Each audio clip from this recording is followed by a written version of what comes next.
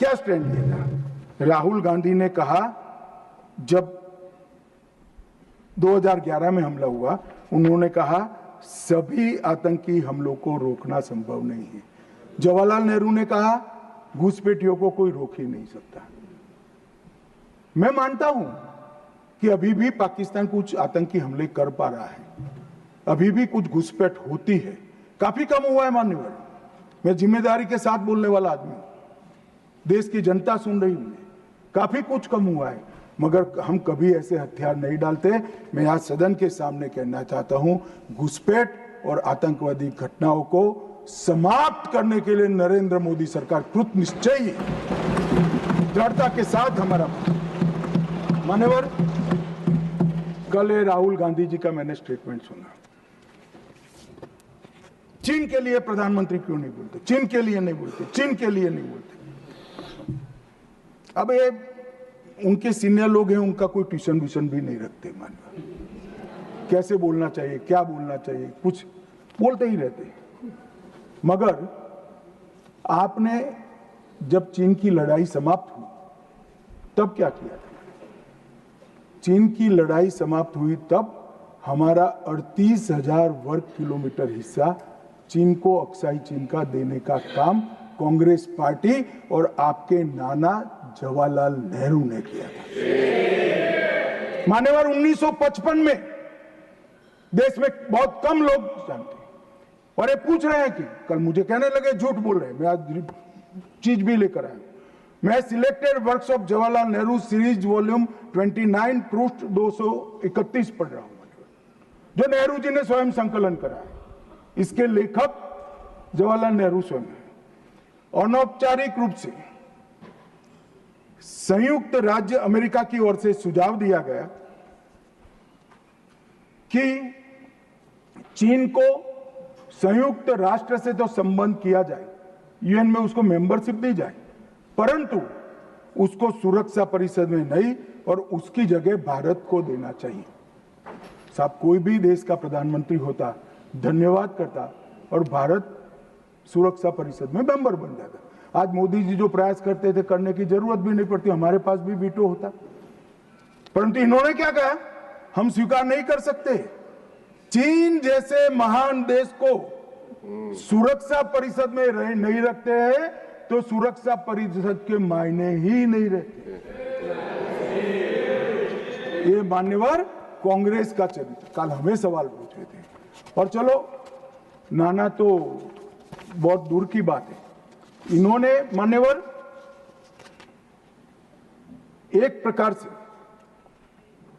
चीन के बारे में राजीव गांधी फाउंडेशन, जिसकी चेयरपर्सन उनकी माताजी थी, उससे एमओयू किया, चीन से पैसा लिया, हमने एफसीआरए का लाइसेंस यही बिना पर कानूनी तरीके से राजीव गांधी फाउंडेशन का एफसीआरए का लाइसेंस कैंसिल कर दिया। क्या राहुल गांधी देश की जनता को एक प्रेस कॉन्फ्रेंस करके बता सकते हैं कि चीन के साथ क्या एमओयू हुआ था? मान्यवर, हम जब हमारे सेनानी चीन की सेना के आंखों में आंख डालकर डोकलाम में सीना चौड़ा कर कर खड़े थे, तब ये चीन के राजदूत के साथ गुपचुप मीटिंग स्वयं राहुल गांधी करते। ये तो पीढ़ियों से चीन प्रेम चला रहा है। हिंदी चीनी भाई भाई से शुरू हुआ, सोनिया गांधी के राजीव गांधी फाउंडेशन से गुजरता हुआ चीन के राजदूत की मीटिंग तक आया। मान्यवर, और ये हमें कह रहे हैं कि आपने चीन का नाम नहीं दिया। अरे भाई, जब देना है तब देंगे। और हमारे विदेश मंत्री ने बहुत मजबूती के साथ इसका जवाब दिया। हर चीज प्रधानमंत्री को बोलने की जरूरत नहीं है, मगर आप देश की जनता को बताओ जरा, क्या एमओयू हुआ था, कितना पैसा लिया गया, चीन के राजदूत के साथ युद्ध की स्थिति में कैसे बात कर सकते हो? और आप प्रतिपक्ष के नेता हो, और 30,000 स्क्वायर किलोमीटर भूमि चली गई, और साहब इरिस्पॉन्सिबिलिटी देखे, कहते हैं वहां घास का तिनका भी नहीं उगता। अब नेहरू जी का सर मेरे जैसा था साहब, तो हमारे महावीर त्यागी थे, उन्होंने कहा कि साहब आपके सर पर भी एक बाल नहीं है, क्या इसको चीन भेज दे? क्या रिस्पॉन्सिबिलिटी है? कितने इरिस्पॉन्सिबल जवाब हो। और अभी संधि की बात करें, मान्यवर, मैं 71 के युद्ध में हमारा विजय हुआ। इंदिरा जी प्रधानमंत्री थी, बहुत अच्छा काम हुआ, विजय हुआ। 93,000 पाकिस्तान के सैनिक युद्धबंदी थे।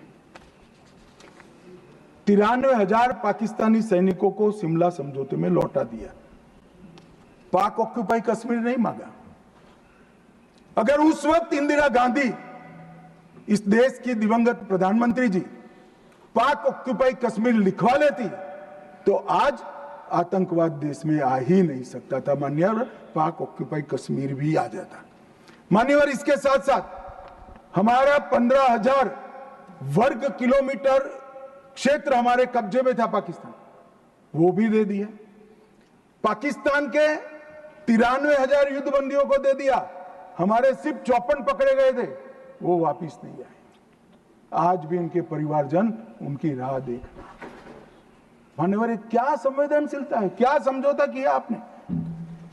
और साहब, जनरल मानेकशॉ, जिनको 71 युद्ध का आर्किटेक्ट कहा जाता है, उन्होंने एक इंटरव्यू में कहा था, जनरल मानेकशॉ के इंटरव्यू में कहते हैं, शिमला में भुट्टो ने भारत के नेतृत्व को मूर्ख बनाया। वो इंटरव्यू अंग्रेजी में, इसलिए मैं कोट अनकोट पढ़ाता हूं।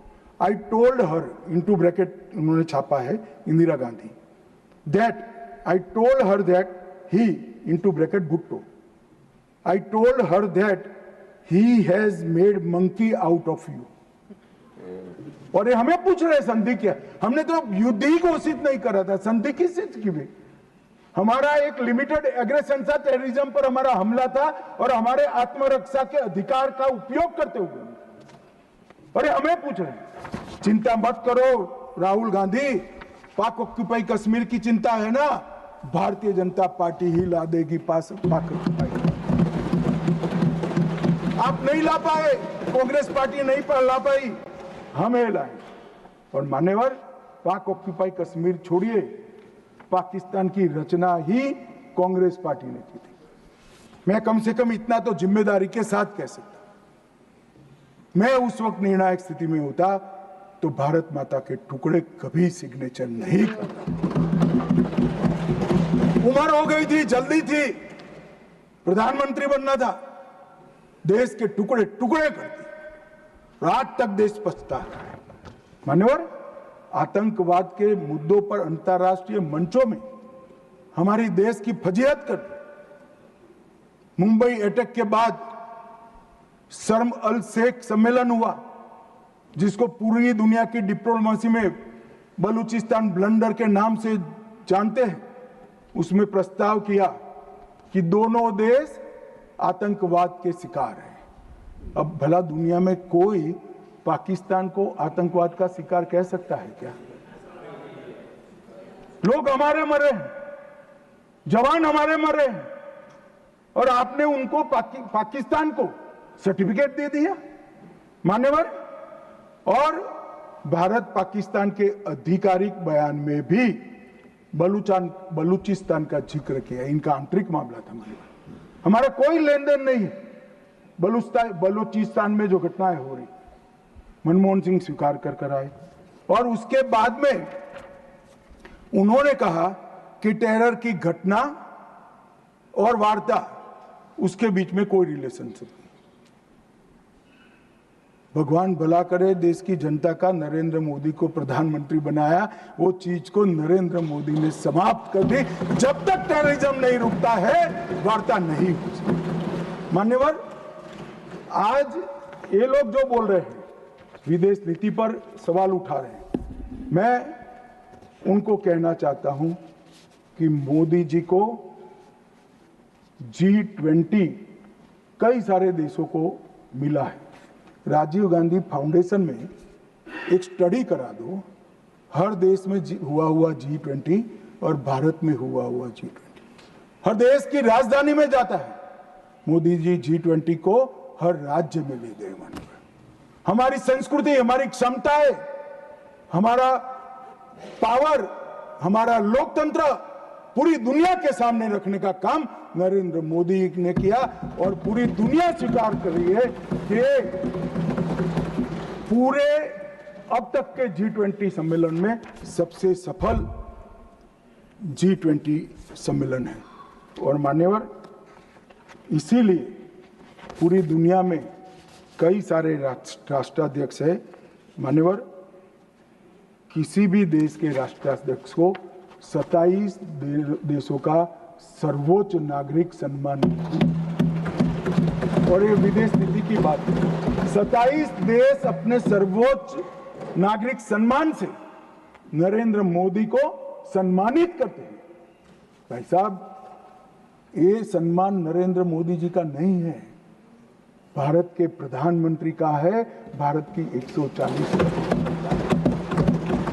मोदी जी ने देश को सम्मान दिला है, देश की 140 करोड़ जनता को गौरवान्वित किया है। तो मोदी जी का नेतृत्व जो है माननीय, भावुक नहीं है। भावुक नेतृत्व होता है वो रोने भी लगता है, कई बार शकम भी हो जाता है। मोदी जी का नेतृत्व संवेदनशील भी है, निर्णायक भी है और दृढ़ भी है। मैंने देखा है कोरोना 370 ऑपरेशन सिंदूर, ये सारा छोड़ दो। कोरोना में मैंने देखा है इससे बड़ी आफत इस सहस्त्राब्दी में भारत पर नहीं आई थी। अड़ीग होकर अपने रास्ते पर चलते रहे और जब कोरोना समाप्त हुआ, पूरी दुनिया ने कहा सबसे अच्छा प्रबंधन भारत ने किया। और उसका कारण जब ढूंढा गया, मैं भी स्टडी करने वाले कुछ लोगों को मिला था मान्यवर, जब कारण पूछा गया, स्टडी किया गया, तो सबने कहा कि पूरे विश्व में कोरोना के सामने सरकारें लड़ती थी, हमारे यहाँ प्रधानमंत्री, भारत सरकार, राज्य सरकार और 140 करोड़ लोग एक साथ कोरोना के सामने लड़ते थे। मजाक उड़ाते, घंटी बजाने से कोरोना चला जाएगा, दिया जलाने से चला जाएगा, कर्फ्यू करने से अपने आप चला जाएगा। उनको मालूम नहीं था, जनता के मन में जागरूकता लाते थे।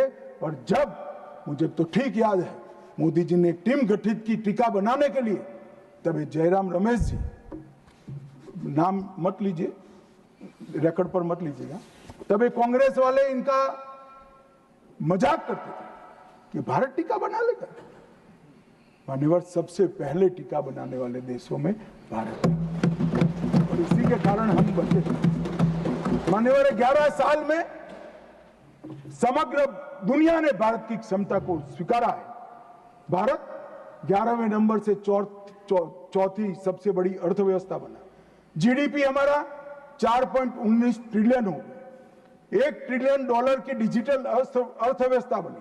प्रति व्यक्ति आय, जयराम रमेश जी हमेशा पूछा करते हैं, निर्मला जी बताती भी नहीं है, 68,572 से बढ़कर 1,33,488 हो। मान्यवर, राष्ट्रीय राजमार्ग का नेटवर्क 60% बढ़ा, 159 ऑपरेशनल एयरपोर्ट है, 31 लेकर मोदी जी ने इनिंग शुरू करा था, अभी समाप्त नहीं हुआ। 136 वंदे भारत ट्रेन है, 1500 ट्रेन अमृत